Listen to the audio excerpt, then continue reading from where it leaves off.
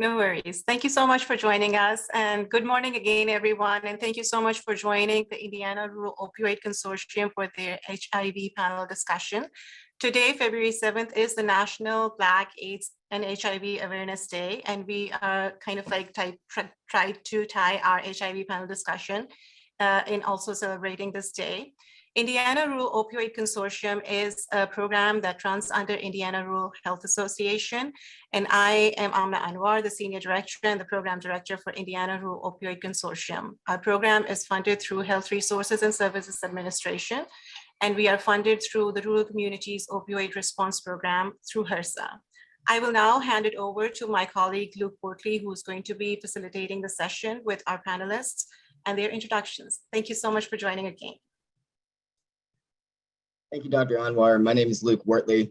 I am one of the program coordinators for the Indiana Rural Opioid Consortium and the resource development coordinator for the Indiana Rural Health Association, where we're housed.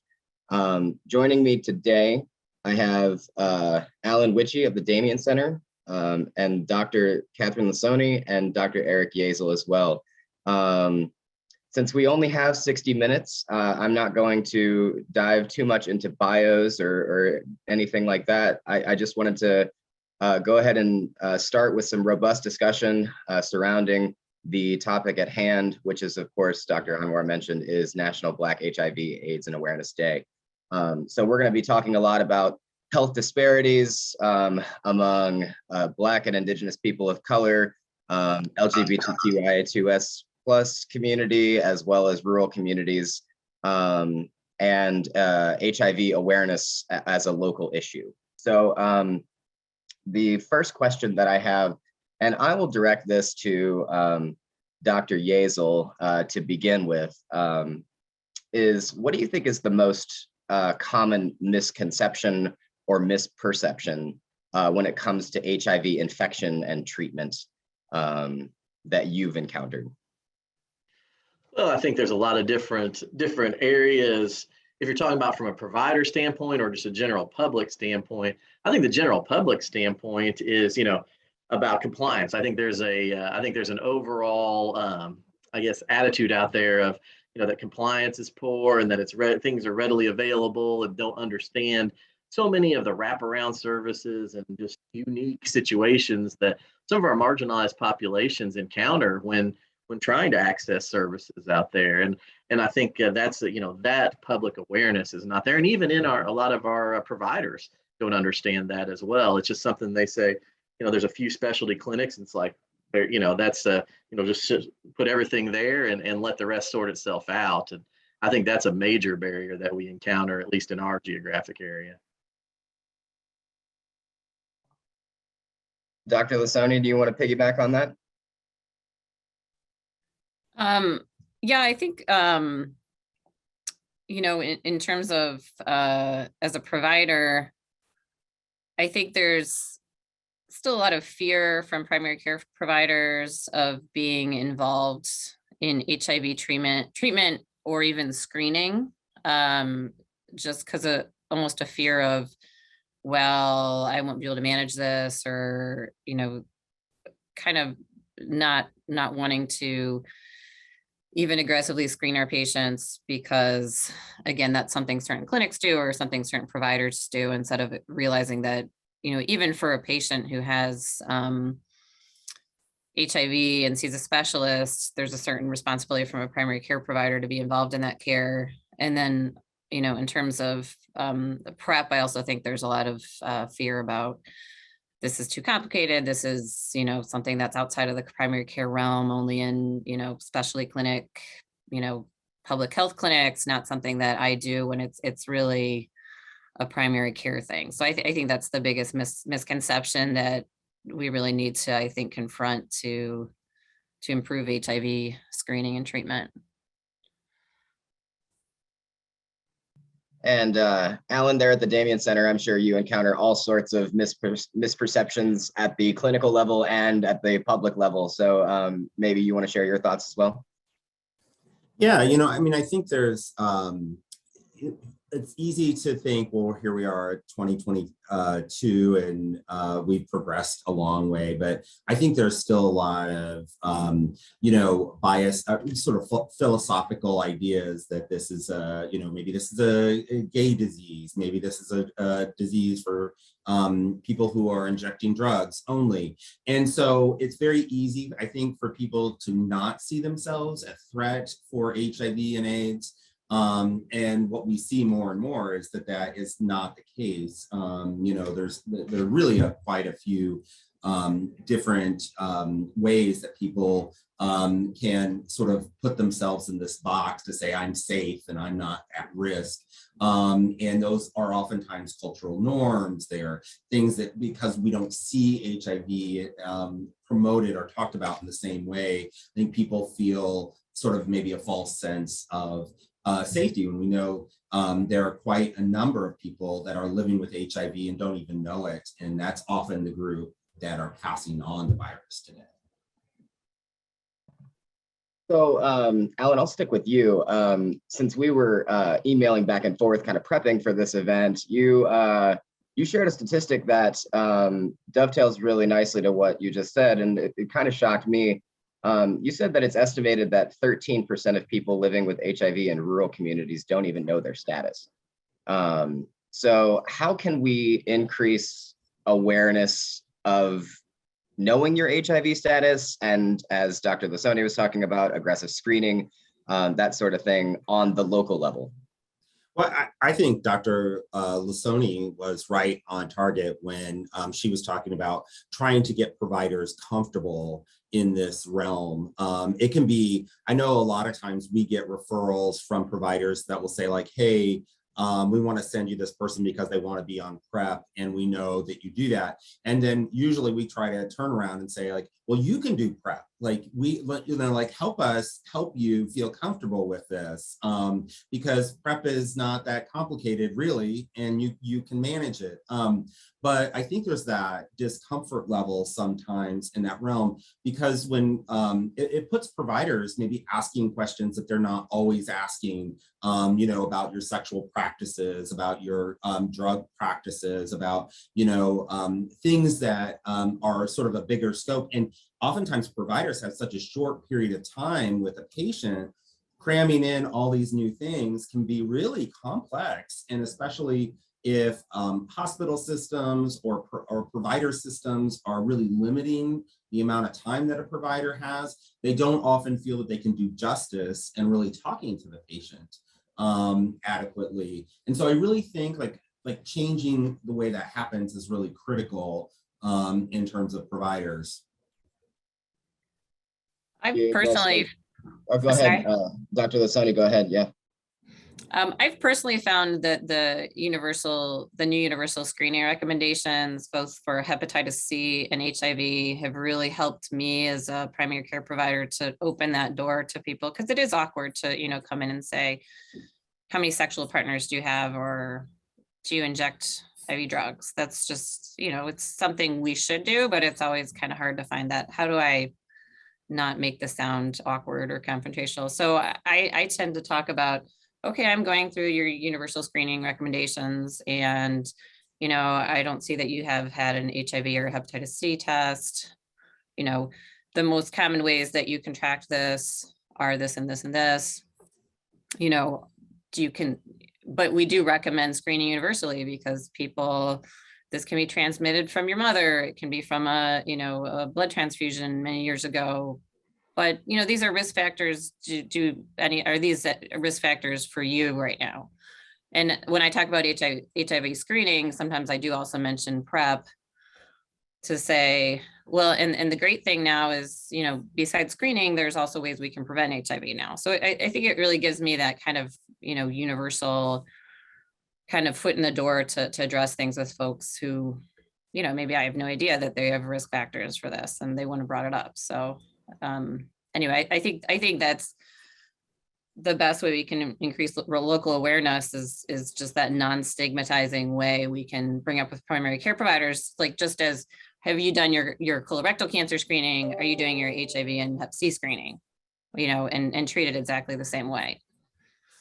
And I love that because I think that will really make a difference in just normalizing the conversation that is just part of routine screening and testing. And I think people generally respond well to that. I'm curious to hear if you've had positive responses to that or had any struggles with that.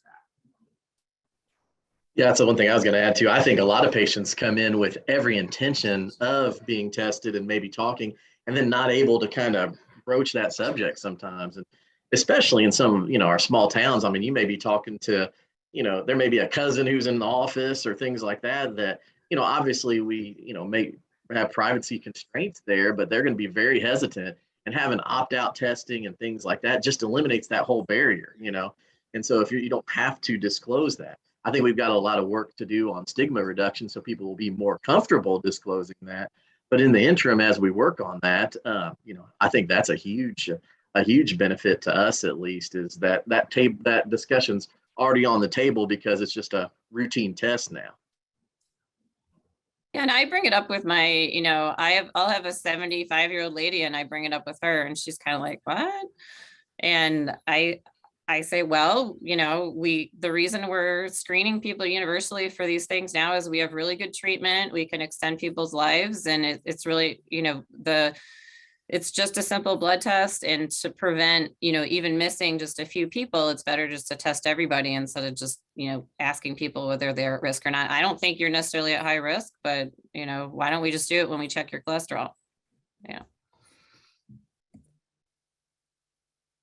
So And I did want to add, sorry. Oh yeah, go ahead. No, go ahead. I one of the objectives for that with that 75-year-old lady is, do I really think she's going to be positive? No, probably not. But, it reduces that stigma for the folks in her family. Like maybe, like you said, maybe someone in her family is high risk, or maybe she has, misconceptions about HIV, and that's something about testing for HIV or hepatitis C. So I think it, even if it changes, our other patients in primary care's mind about the acceptability about talking about HIV and hepatitis C risk, like that, it's worth screening her just to kind of put it out there in the community, I think.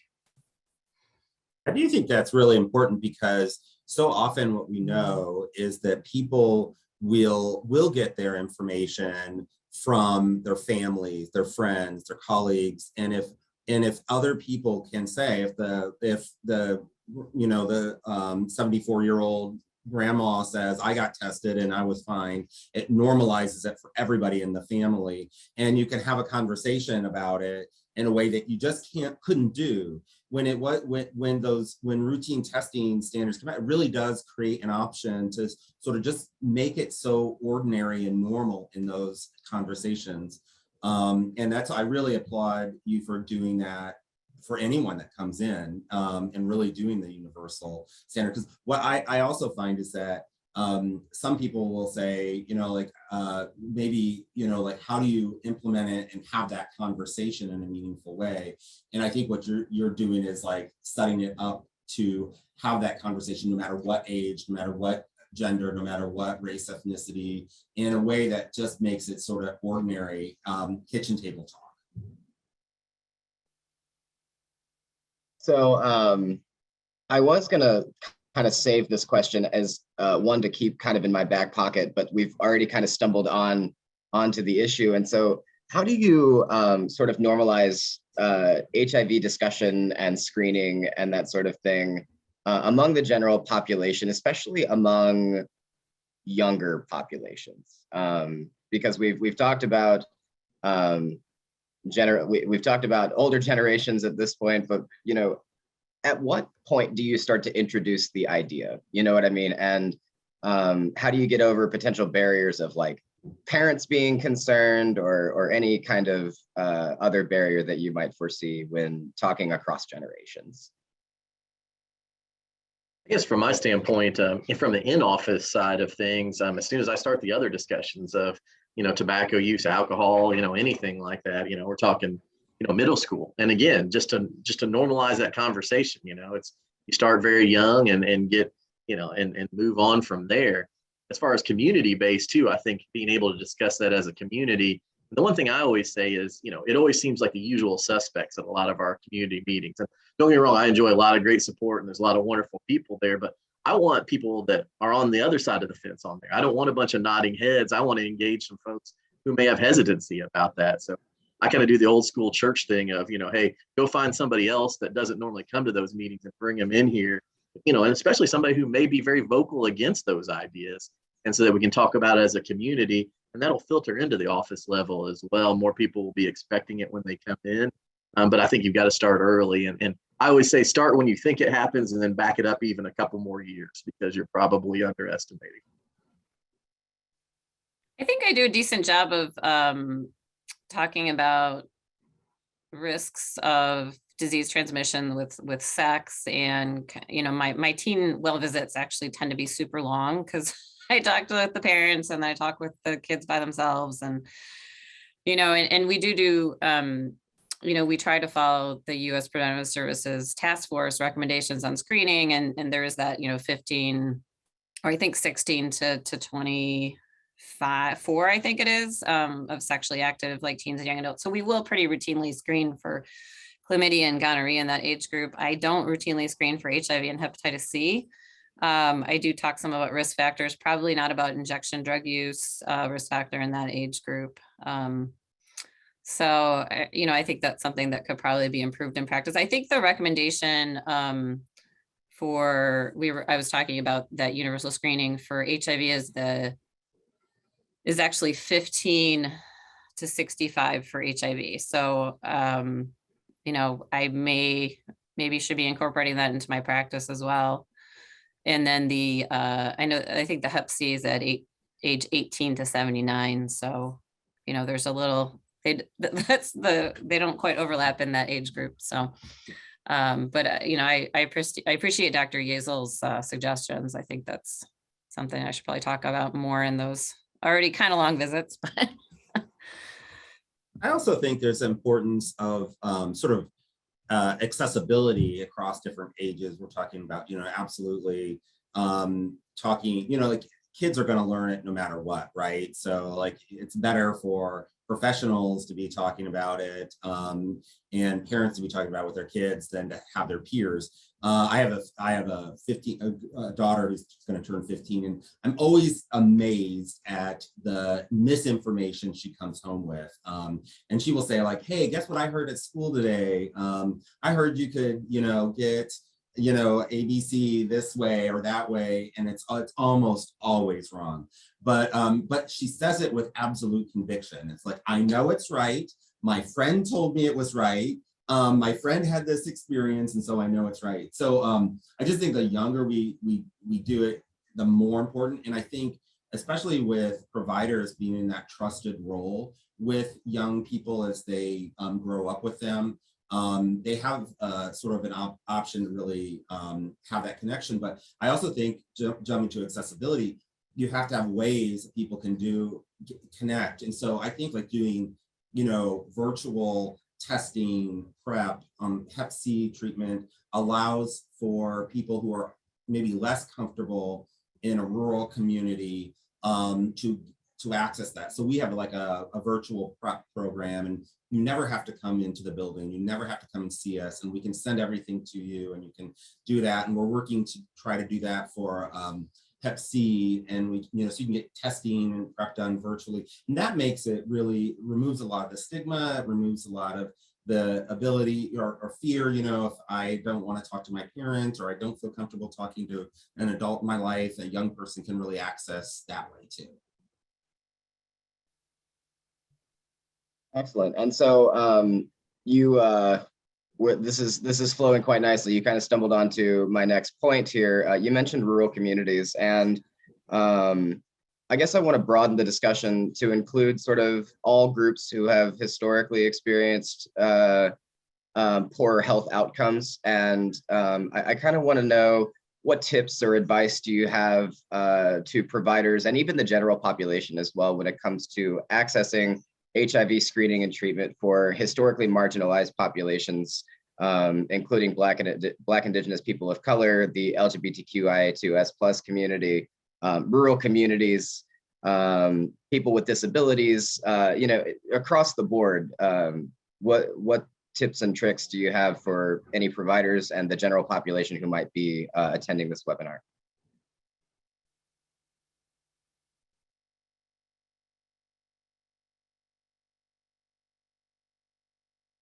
And yeah, I was gonna say I was gonna point to somebody at random, but we'll just go ahead and go with Dr. Lisoni. I think in rural communities, it's can be challenging, especially with treatment, just because urban communities tend to have greater resources in terms of like AIDS ministries organizations. We're so blessed in the South Bend area, and they do reach out somewhat into the rural areas, but to have a group like AIDS Ministries, because they, you get a positive diagnosis and they just wrap around that person and make sure they get to treatment and follow with them and work on their other social needs, which I'm guessing that's not as available in rural communities. So I think the rural provider does get left doing a lot more on their own, which is challenging. Obviously, there's some pretty helpful resources that some of us who are actually on this webinar have engaged in, like the ECHO program, to help community, help rural providers feel more comfortable treating HIV and ECHO or through ECHO or treating hepatitis C through ECHO. So I think those are really helpful resources. The specialists in those programs and the people involved in those programs are amazing at helping regular family practice physicians feel a little bit more comfortable working with HIV or hepatitis C. So I think that's a good resource, but I don't know if anybody else has any other suggestions for rural providers. One thing that I notice, and I'm ER trained, and a lot of folks who have poor access to primary care end up in the emergency department. And so I think opt-out testing there is important as well. But you have to have the other aspect of it. Once you do find a positive test, you have to have the framework in place to get people follow-up care and things like that. And that can still be a challenge. On a personal level, I think it's a matter of listening. And I know that sounds so simple, but all the studies show, what is it? A doctor listens to their patient 23 seconds before they interrupt them the first time.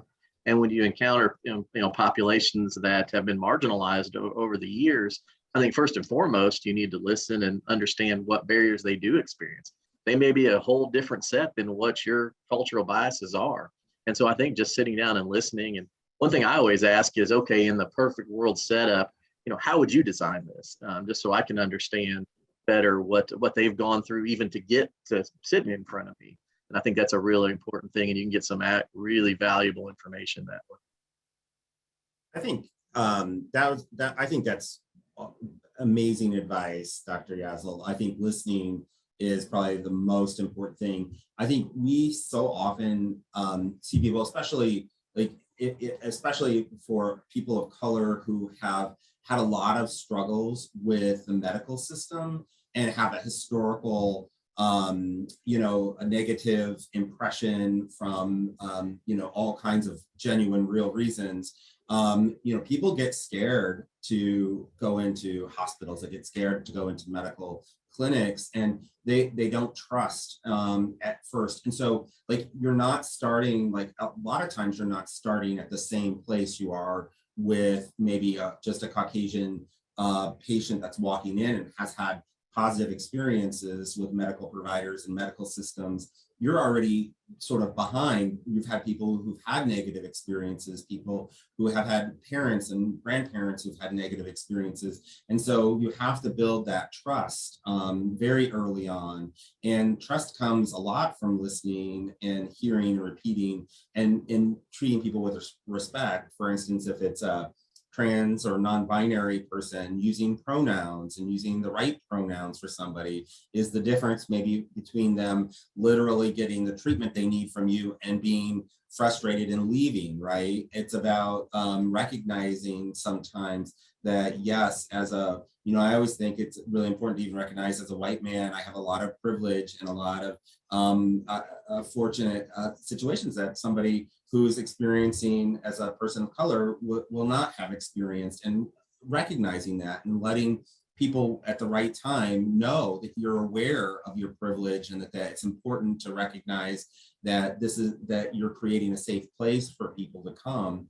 It means you have to try a little harder, and that's okay. We need to try harder to make it successful.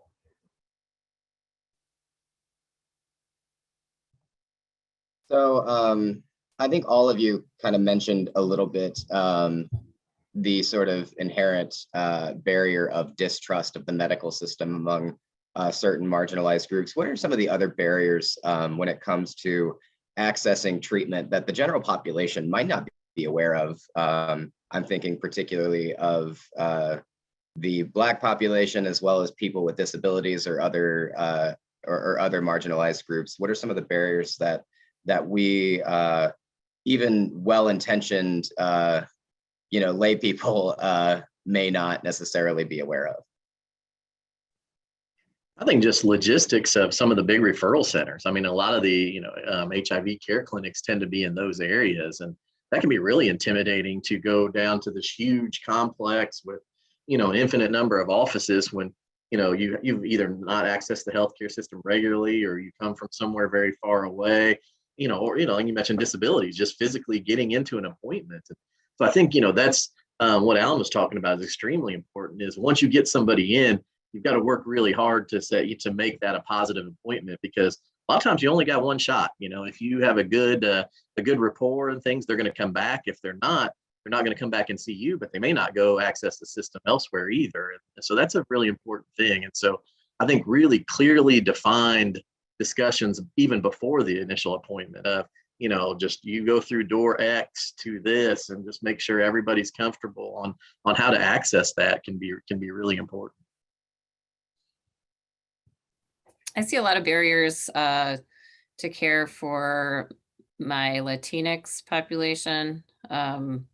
So, obviously language barriers. There's fewer providers who speak Spanish in rural communities, just because there's fewer providers, I guess. But and I think there's also greater social stigmas in those communities in terms of sexual orientation and other risk factors for HIV. So I think that can be particularly challenging for that population.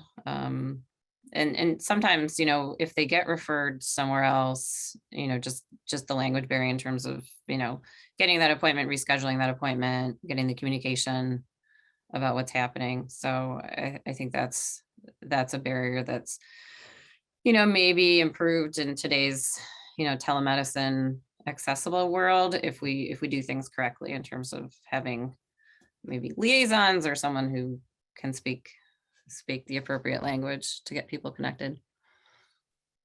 There's also some barriers just that are inherently not, visible. So especially in the Latinx community and the Black community, there's a lot of people who really identify, for instance, as heterosexual, but they may also have sex with men, or there's lots of populations that, if you're injecting drugs, you simply will not, the denial is very high of sharing that you're willing to share that you're injecting drugs. So I think there are these missing or hidden barriers that pop up a lot. And so sometimes, even we have people who will come in and they'll fill out an application, and in their risk barriers, or when we do the initial assessment with them, they'll say they're not at high risk at all. But then when they're alone with a provider in a room, sometimes they'll admit things that are differently. And so sometimes the provider has this sort of risk form or this assessment form that comes to them, and it doesn't really match what the patient is telling them in a room.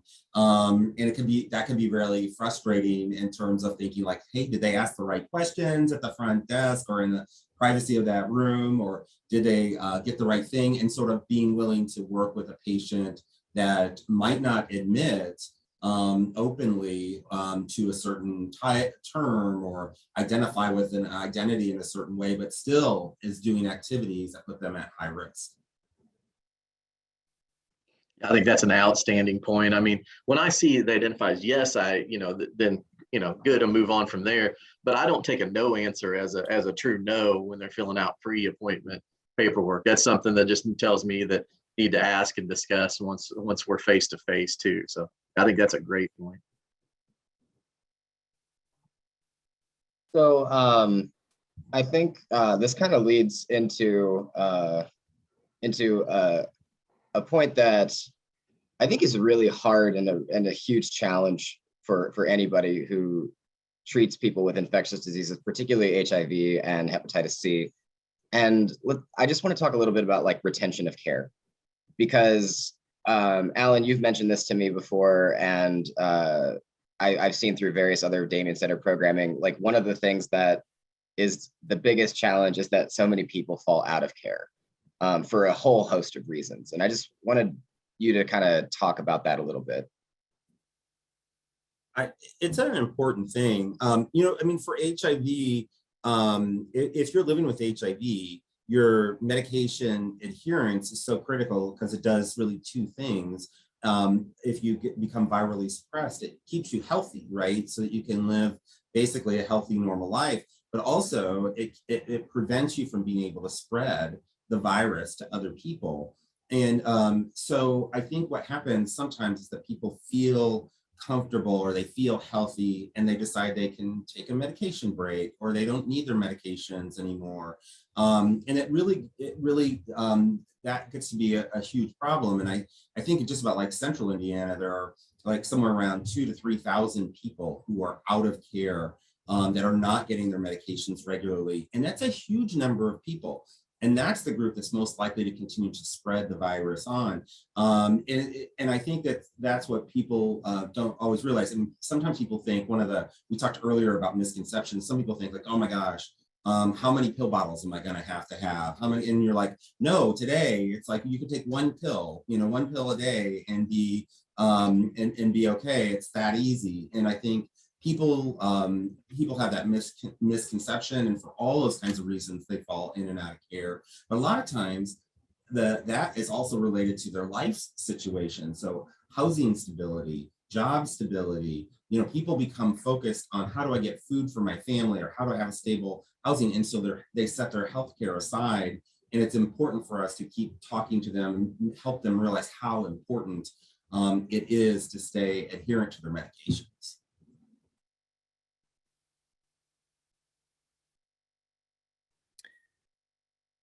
I think for primary care providers, it's also important that this is, it's hard because there's so many things that are on a list of things to do.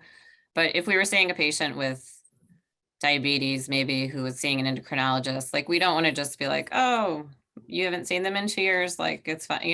It's something you want to ask. So, even if you're not primarily managing their HIV, oh, when's the last time you saw Dr. So-and-so? How are you doing? How's your viral load? And that's a normal topic of discussion, so that if they've encountered some barriers, sometimes I will have patients, oh, I had trouble with my insurance, so I haven't seen them in a while. Or, yeah, I was supposed to do labs like 6 months ago, but I haven't gotten around to it. So oh, let's order those labs and send a copy to Dr. So-and-so. So I think for us primary care providers, just again, we really can't wash our hands of taking care of our patients with HIV just because they're seeing a specialist, because our patients fall off the map with us all the time. So and even if you're seeing them for that that cold or something that they came in for, well, HIV, it's important to know that they're in good control, obviously, even if it's a cold. So I think that's important to kind of keep people in care. And you mentioned ER too. I think that's, someone hits, whenever a patient encounters the system, I think we all need to be on the same page of making sure, okay, you haven't fallen out of care. So if they hit the county health department because they had a positive, whatever else, or because they, if they're in the ER, we all need to kind of be on that same page of keeping people in care.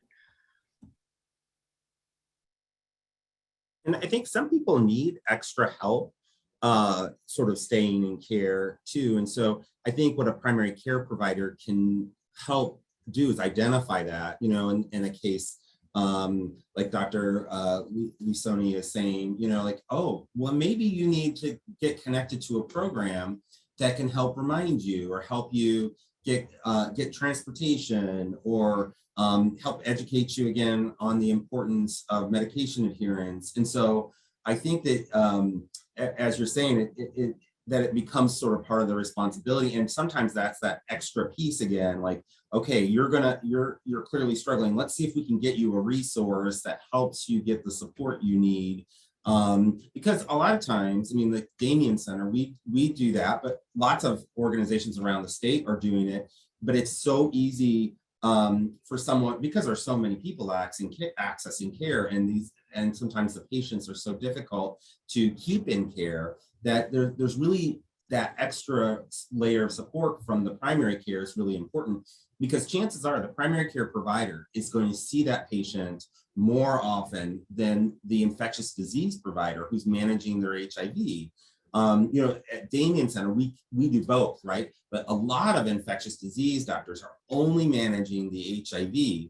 And so they might see that patient once or twice a year, where the primary care provider might be seeing that patient 3 or 4 or 5 times a year. And so the primary care really has far more opportunities sometimes to just engage and try to figure out, hey, what's happening? Are you struggling? How can we make sure that you get a referral to a place that can help you?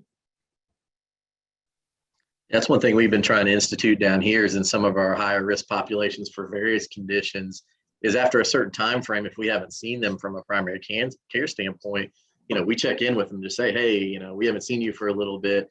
And, and I think that's one thing we could do a better job of, because we can reasonably assume if they're not seeing us, they may well not be seeing whatever specialty care they're in as well. Say, hey, not only do you need to come see us, but can we help you make an appointment with, so-and-so? And, life gets in the way, especially for folks who have difficulty accessing the healthcare system. And so I think if we can do that gentle nudge as well, that's time well spent.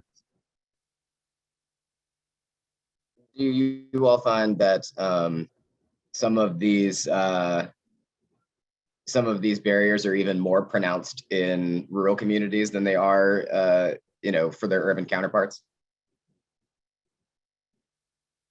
I do, yeah. I think, just simple level, you're talking about for some folks, an hour and a half round trip appointment, to make an appointment. So, for some, they may have transportation issues, have to get a ride, things like that. They may have no-showed a few appointments for barriers. And so, that can be a much bigger challenge versus someone who, just has to walk 5 minutes down the street or something like that. So absolutely, that's an issue for us.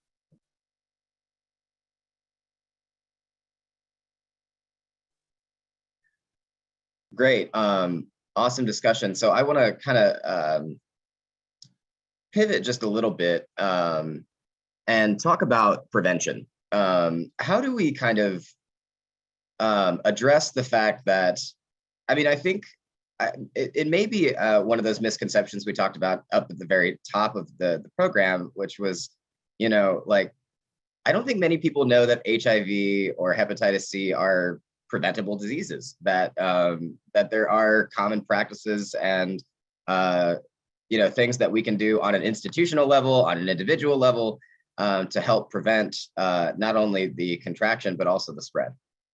So how do we get the public health industry sort of on the same page with the general population as well as the providers, so that we're all kind of pushing the right buttons in this regard?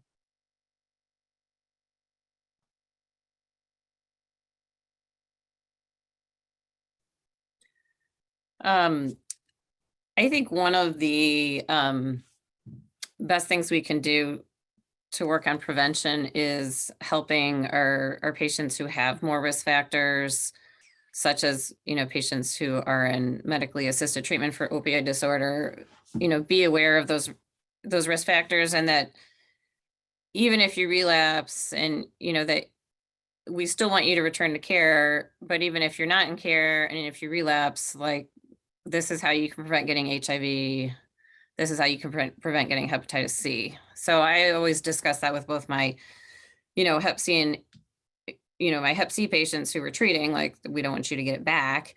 But, also my patients who are on Suboxone, we don't want you to get HIV. We don't want you to get hepatitis C. And it's not just dirty needles. It can be syringes, rarely nasal equipment. You want to be aware of all your risk factors. Always use, clean clean supplies. So even if you continue, I say, it's not that I want you to relapse, but if you do relapse, still come back and see me. And if you relapse, like, don't get infection. So we always talk about, risk reduction. So I think that's a really key piece. There's, I think, a good guide out there about, that's really, I should look up the reference, but it's really graphically written. There's kind of a PDF online I could maybe share in the chat later, but it talks about, like, if the only water you can get is from the bathroom, it's better to use the water in the top of the toilet, not the bottom. I mean, some very graphic things, but, really, and I don't go into all those details necessarily with people. Sometimes I'll give them the guide, but just really talking to people about, reduce your risk. Even if you have, you're still using IV drugs, let's just decrease your risk and help you not get these infections. And then, I think we talked about PrEP a little bit. I'm sure we'll talk about that more, but I think that's a big factor to, just raise with not only men having sex with men population, which I think it gets raised with the most due to, public education campaigns, but also with our IV drug use population. And really with, again, that universal HIV screening can sometimes give you the opportunity to bring it up with everybody. Like, hey, there's pills now where people not only can be treated for HIV and have a normal life, but there's pills to prevent HIV now. Like, again, I don't think there's enough of that awareness in the community. Yeah, I agree. I think that I think you're right that PrEP is such a key tool in prevention, that you can be taking a PrEP medication and get exposed to HIV and not get infected is something that is not as widely known as you want to, I'd like to think it is, I guess. And I'm always surprised at how many people still come in our doors or still call us or still talk to us and are shocked by it. But most often people also think they can't afford it. So there's a lot of people initially, when costs were too expensive, they just didn't do it. So we do a Tele PrEP program, and anyone in the state can call in and they can get their PrEP, and it has no cost to them. And that was a big thing for us because we just had so many people having barriers to getting it. And a really key thing that we didn't recognize at first was going to get your HIV medications, maybe locally in a rural community, was scary, but going to get PrEP was even more scary because you were essentially feeling like you're telling your primary care provider and maybe everybody in the lobby and everybody that you're putting yourself in a risky situation. So there was a lot of judgment that people put on themselves, or fear that they put on themselves around getting their PrEP. And I still see that. And then I don't see a lot of people talk about the post-exposure, which is, again, PEP. That is a super amazing, like, you think you are exposed to HIV and you can do the PEP protocol, and very, very high chance that you would not get infected. And yet, we have had calls from primary care providers saying, I've got somebody in my office and, what do I do to do this PEP protocol? And that can be really scary for the person. And then if the provider isn't comfortable, but I think just going back to the cost piece, all that can be paid for, just like your HIV medications can be paid for if you're living with HIV. And cost is not prohibitive, although people frequently think it is. I think from a public health tack too, I think it's really important to culture some trust and relationships with community leaders and elected officials. Some of the highest yield testing and education can be at big community events. And it all sounds so simple to some of us, but there can be a lot of resistance to, say, a testing station at a county fair or something along those lines. And, I always say, if the first time you approach an elected official or somebody wanting something like that, you haven't done your job either. You should have a relationship with them and build that trust so that when you want to do something like that, that has a huge community benefit, they're like, well, we know each other. I know he's going to do things the right way, and you're more likely to get a good answer that way. And so I think that's really important to lay that foundation and groundwork in. And that's already starts to chip away at that community stigma and things like that as well, and allows you to do some really important community events where testing can have huge importance. I'm really glad that Alan brought up PEP too. I've had patients who are like, well, I don't think I need PrEP anymore. I'm not, with that partner anymore. Something different, but okay, hey, but, do you want PEP just in case, So I think that's a good transition for people, and not everybody is willing, obviously, to take a medication every day, and there can be some potential side effects. So I think that's a really good point to highlight with primary care providers. And again, it is not hard. PrEP and PEP are not hard. If you go to UpToDate and you read the little thing, like, you can do it. That's it. That's all you have to do. You don't need special training. You don't need to do an echo. It's really easy. Like, it took me a little bit to convince my nurse practitioners of this. We had a couple presentations at our, in-office provider meetings. But I've had nurse practitioners do it, and, then maybe they asked me a question or two, but they were fine. So it's not something that's hard.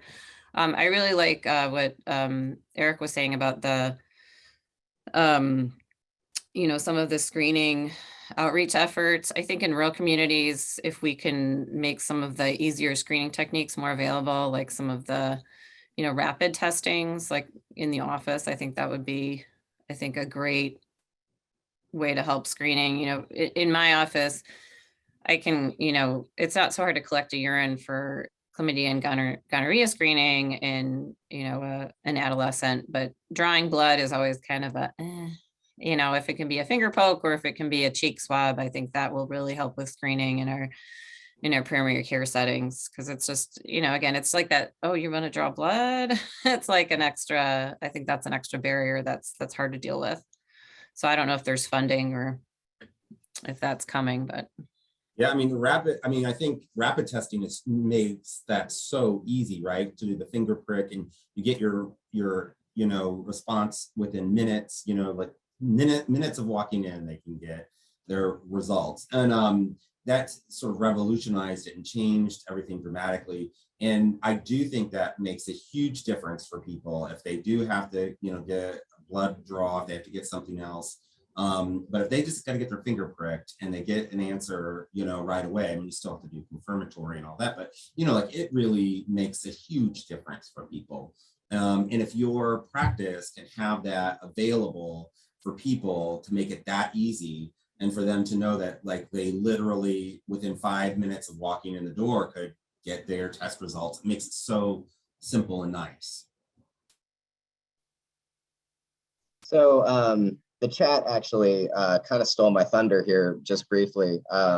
We only have about 10 minutes. This has really flown by. Thank you. I just want to just inject real quick. Thank you, all three of you again for being on this panel discussion. It's been, I think, pretty informative and revelatory for a lot of us. But what do you kind of see as the future of HIV prevention, treatment, and care overall?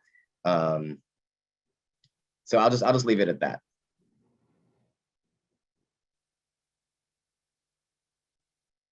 I don't mind going first, I guess. I think it's important. People are seeing, I think they're seeing, news sometimes about vaccines being tested and, things like that, which is good. But we're early, and I think it's a long time before, still quite a while yet before a vaccine will be developed and being able to be pushed out, probably several years.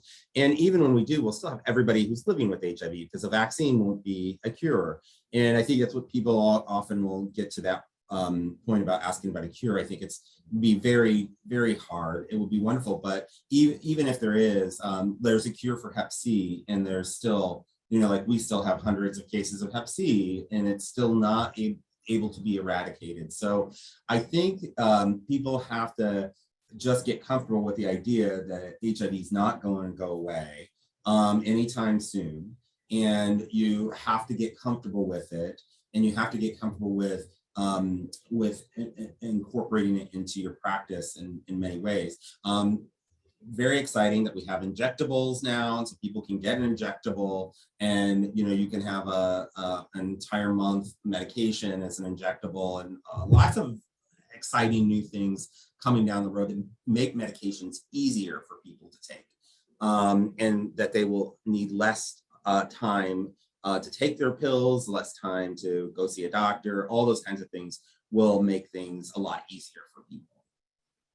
Yeah, I totally agree. I think the long acting, that's the future, whether it be an implantable, an injectable, patch, whatever. I think, that's going to be a game changer as we continue to develop that. I think we'll get, with ease of administration, you're going to get more compliance, less visits, things like that. So as we continue to develop that, I think that's where a lot of the future lies as far as therapeutics goes.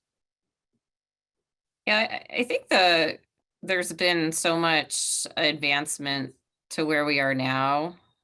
I think we really need to take advantage of, there's so little awareness, like you mentioned earlier, that it is just one pill a day now. And it is, that there is a post-exposure prophylaxis option. I think there's so much in the rapid test. I think there's so much available now that we could be doing so much more for HIV if there wasn't still so much of a stigma, and if there was more awareness in the general population and even in the medical community. So I guess my last question before we run out of time here is, are there any treatment modalities that maybe the general public isn't aware of that are pretty commonly used and that we can help normalize even further? We talked about PrEP and PEP, but I didn't know if there was anything else that is being done in providers' offices that is pretty routine care that we just haven't talked about yet. I would just go back to some of the things that have been said, but I think just making everything routine and ordinary and normal has been really kind of revolutionary, I think. I had a friend that, and she's not at risk at all, but she recently went to her doctor and she called me afterwards and said, hey, I literally just got an HIV test today because that was just part of what my doctor did. And I was just so excited about that. And I thought, like, oh my gosh, that's so amazing. Your doctor in Carmel, routinely screens you for HIV. And I think that has to be the standard that we put across all medical systems. And people, it needs to not just rely on the memory of the family practice doctor or whoever you see. EHRs have the capacity, and most do have, health reminders like you're due for XXX, as a provider, making sure that hepatitis C and HIV screening per the U.S.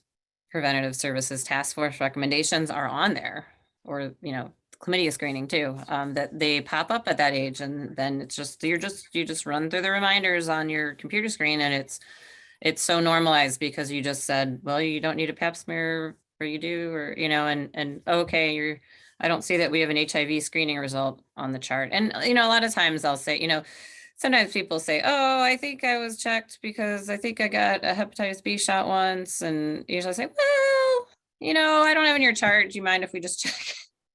Well, you do have to be careful a little bit with Medicare.